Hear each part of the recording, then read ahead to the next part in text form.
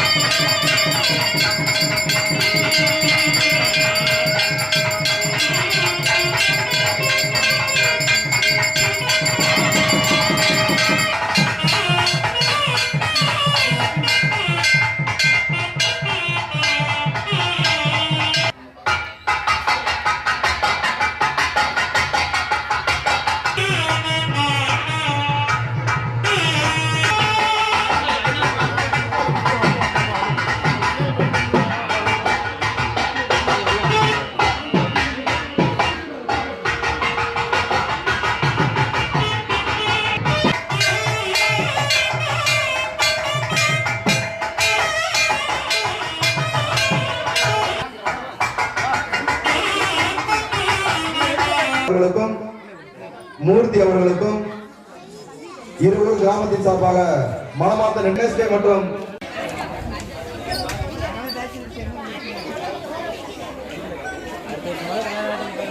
உதயதாரர் மோகன் அவர்களுக்கு இருவரும் கிராமத்தின் சார்பாக மனமார்ந்த நன்றியை தெரிவித்துக் கொள்கிறோம்.